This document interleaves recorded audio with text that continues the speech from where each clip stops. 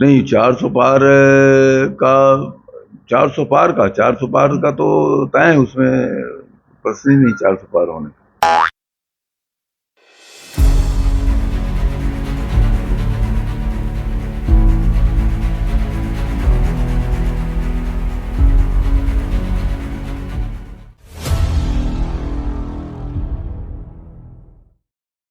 नमस्कार, antique viral के YouTube मंच पर आपका स्वागत है। चारों तरफ बस एक ही सवाल, रीवा में वोटिंग इतनी कम क्यों हुई? आपके जहन में भी ये सवाल जरूर होगा। वोटिंग के आंकड़े आने के बाद से ही लोग वोटिंग में आई इस ऐतिहासिक गिरावट पर मंथन कर रहे हैं। रीवा में अप्रत्याशित रूप से कम वोटिंग राष्ट्रीय चैनलों पर खबर बनी हुई।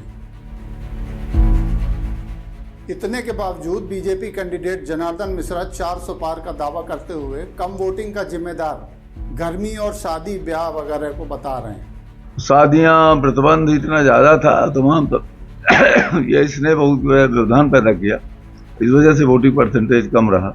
लेकिन गर्मी तो सतना, होशंगाबाद, खजुराहो जैसी जगहों पर भी थी। बारात लगन वहाँ भी थी, फिर वहाँ वोटिंग ठीक ठाक कैसे हुई? तो आइए आज के वीडियो में हम कम वोटिंग की वजहों पर नज़र डालते हैं। कुछ तो ऐसा है जिसके कारण रीवा में कम वोटिंग हुई। बस इतना याद रखिएगा कि कम वोटिंग का जिम्मेदार हमेशा सत्ताधारी दल होता है।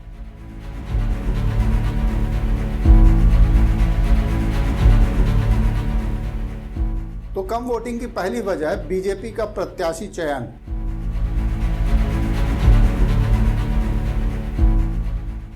हम पिछले वीडियो में आपको बता चुके हैं कि जनार्दन मिश्रा रीवा की जनता की पसंद नहीं है। उन्हें प्रदेश के डिप्टी सीएम राजेंद्र शुक्ला ने रीवा पर थोपा, मतलब प्रत्याशी ही अप्रत्याशित था। इस बात में कोई दो राय नहीं है। बीजेपी कार्यकर्ताओं ने जनार्दन के लिए वोट मांगने की बजाय घर बैठना ठीक समझा।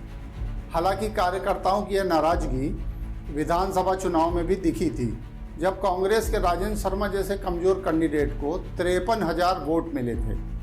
उस समय कार्यकर्ताओं की नाराजगी राजेंद्र शुक्ला से थी। वो कार्यकर्ताओं को लगातार नज़रअंदाज कर रहे थे और आज भी कर रहे हैं। लोकसभा में यह नाराजगी जनार्दन मिश्रा को टिकट देने के कारण और बढ़ गई। सवाल उठा कि राजेंद्र हर जगह अपनी व्यक्तिगत पसंद क्यों थोप रहे हैं। दूसरा कारण है लहर की गलतफहमी। जी हाँ, चुनाव की घोषणा होने के बाद बीजेपी ने राम मंदिर को लहर मानकर गलती कर दी थी। ये ठीक वैसी ही गलती है जो पूर्व प्रधानमंत्री अटल बिहारी वाजपेयी ने कारगिल युद्ध के बाद कर दी थी। 2003 में इतना फील गुड हुआ कि अटल ने समय से पहले ही चुनाव करा दिए और बीजेपी हार गई। तो पहले चरण में ही राम मंदिर की काल्पनिक लहर की पोल खुल गई।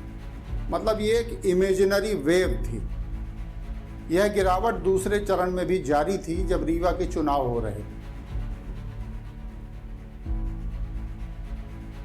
तीसरा कारण राजेंद्र और जनार्दन के सिंडिकेट को लेकर पार्टी के भीतर असंतोष। हमने बताया कि कार्यकर्ताओं के बीच यह असंतोष कई सालों से पल रहा था। जनार्दन ने तो 10 साल तक कार्यकर्ताओं से कोई मतलब ही नहीं रखा। राजेंद्र भी उनका उपयोग अपनी सियासत चमकाने में करते रहे। आज राजेंद्र कहां से कहां पहुंच गए, लेकिन कार्यकर्ता आज भी वहीं खड़ा है।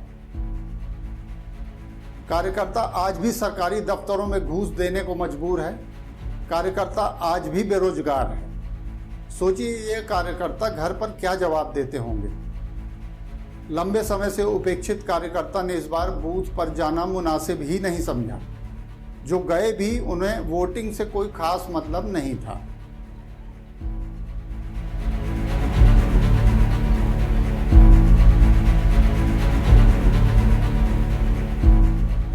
चौथा कारण है जीत का ओवर कॉन्फिडेंस। शुरुआत से ही जनार्दन मिश्रा और राजेंद्र शुक्ला को लग रहा था कि चुनाव में कहीं कोई टक्कर ही नहीं। रिकॉर्ड वोटों से जीत भाजपा की होगी। मोदी जी फिर से तीसरी बार प्रधानमंत्री बनेंगे और भारत दुनिया का एक आर्थिक महाशक्ति वाला देश बनेगा। अब वोट प्रतिशत देखकर समझ में आ गया कि कड़ी टक्कर है।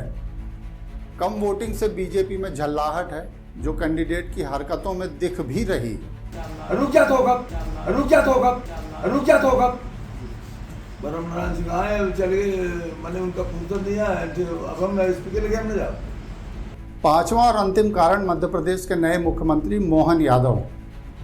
वो रीवा में भाजपाइयों के दामाद कहे जाते हैं क्योंकि उनका ससुराल रीवा में है। लेकिन वोटिंग प्रतिशत देखकर लगता है कि ससुराल वाले ज़्यादा खुश नहीं। उनके भीतर वो करंट नहीं है जो शिवराज सिंह चौहान के भीतर था। शिवराज के भीतर वोटरों को घर से निकालने की कुव्वत थी, तो जीजा जी ने सारा दारोमदार इस बार भैया जी को दे दिया था। लेकिन करंट भैया जी का भी गायब है, तो जाहिर है वोट कम पड़ने ही थे। चलिए 50% ही सही, पर इतने ही वोटों से कड़ी टक्कर की संभावना बताई जा रही है। चुनावी विश्लेषक बता रहे हैं कि कांग्रेस और बीजेपी के अलावा बीएसपी भी लड़ाई में है।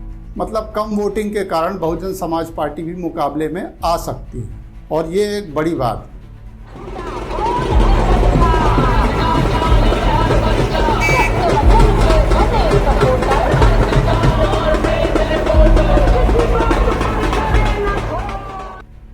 अब 4 जून को यह देखना दिलचस्प होगा कि कम मतदान का फायदा आखिर किसे मिला।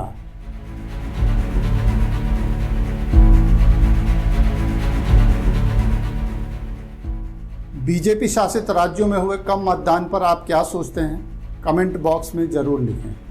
वीडियो को शेयर करें और चैनल को सब्सक्राइब करें ताकि हमारे अपडेट्स आपको मिलते रहें। नमस्कार।